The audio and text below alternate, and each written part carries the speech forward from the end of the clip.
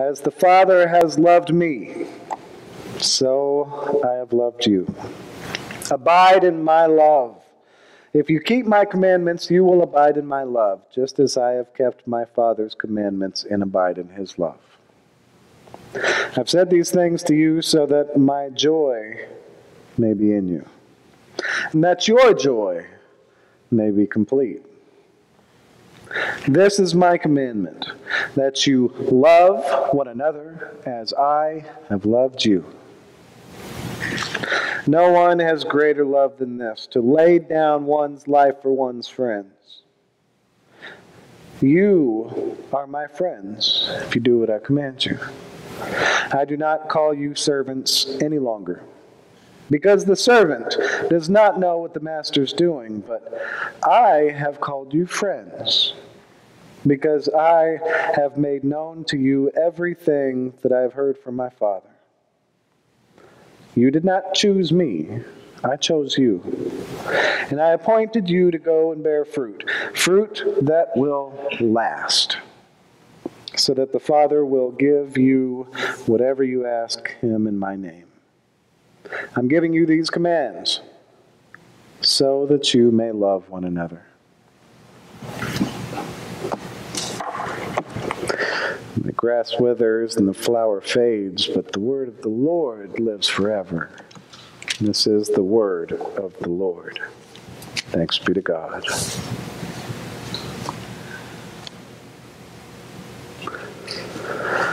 Contributing to the betterment of creation through love. That's what I think we're getting to here. This week in the season of resurrection, we continue reflecting upon things Jesus said in the Gospel of John. He's the good shepherd, he's the true vine, and here we're diving further into that true vine theme about Jesus abiding us and us abiding in Jesus. This eternal presence that is always with us and within us, speaking to us, guiding us, addressing our needs and the needs of others around us. This theme reaches its high point, its ultimate purpose, its ultimate goal in that idea of bearing good fruit, like healthy grapes on a branch. In other words, contributing to the betterment of creation through love.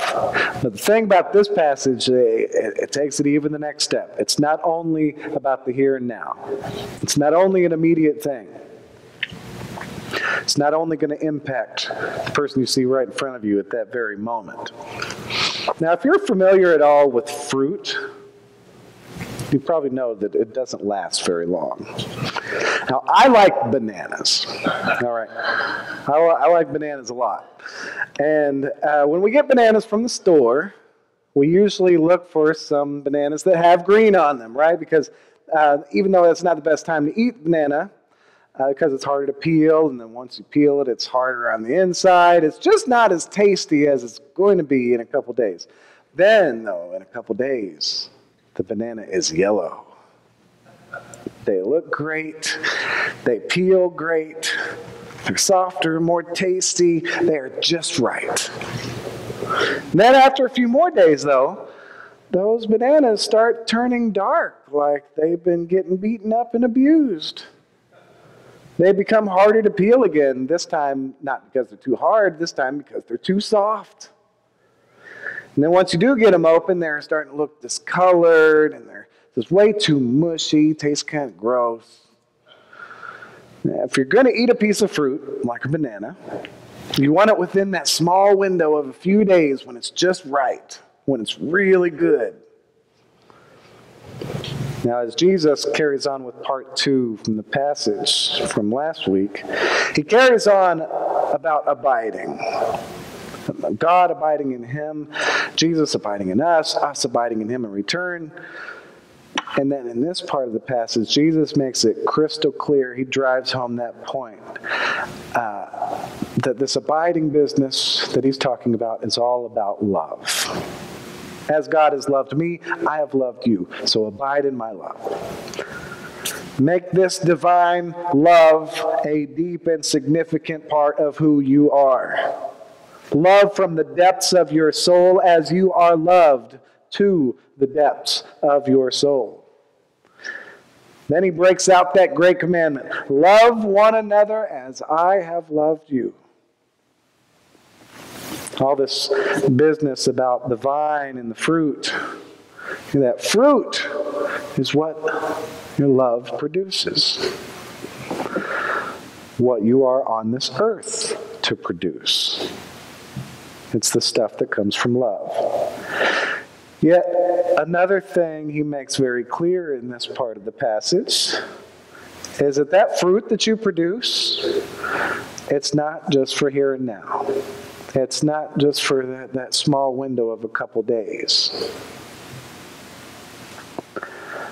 Jesus beckons us, no longer as his servants, but as his friends, to bear fruit that lasts. Long-term fruit. So there's a story of a water bearer in India who had 2 large pots. Each pot hung on each end of a pole which he carried across his neck. One of the pots had a crack in it, while the other pot was perfect and delivered a full portion of water at the end of every long walk from the stream to the master's house. The cracked pot arrived only half full. For a full 2 years, this went on daily, with the bearer delivering only 1.5 pots of water to his master's house. Of course, the perfect pot was proud of its accomplishments. Perfect to the end for which it was made. But the poor cracked pot was ashamed of its own imperfection and miserable that it was able to accomplish only half of what it had been made to do. After 2 years of what it perceived to be bitter failure, it spoke to the water bearer one day by the stream. I'm ashamed of myself. I want to apologize to you. Why?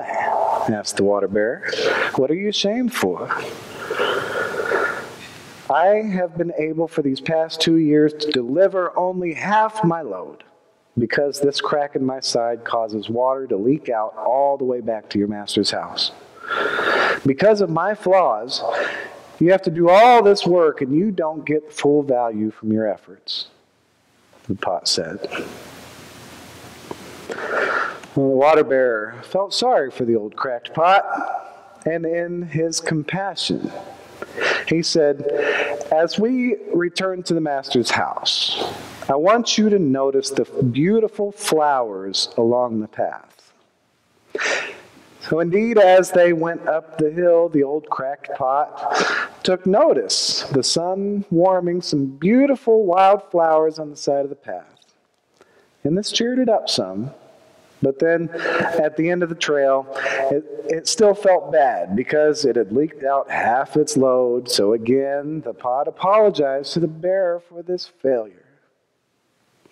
And the bearer said to the pot, did you notice that there were flowers only on your side of the path, but not on the other pot's side? That's because I have always known about your flaw. I took advantage of it. I planted flower seeds on your side of the path. And every day while we walk back from the stream, you have watered them. For 2 years, I've been able to pick these beautiful flowers to decorate my master's table. Without you being just the way you are, he would not have this beauty to grace his house.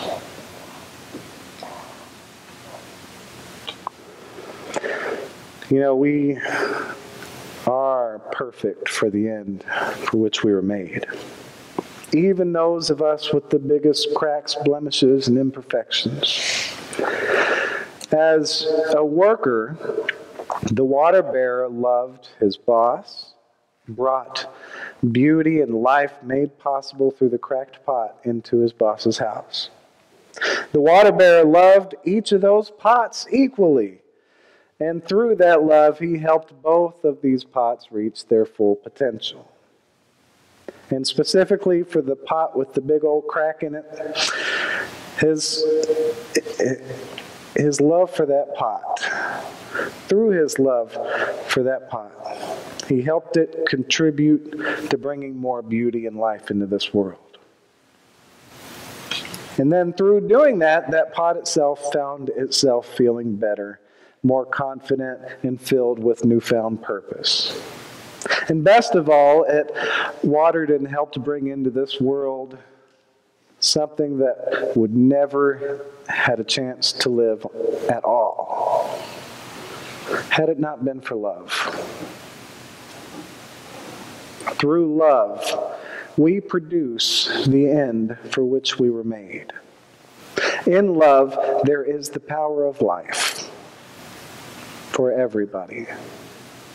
As much as we hear that great commandment from Jesus and get uncomfortable because of those people that we don't want to love, or at least, or at worst, don't love and don't follow the commandment, those people come to mind.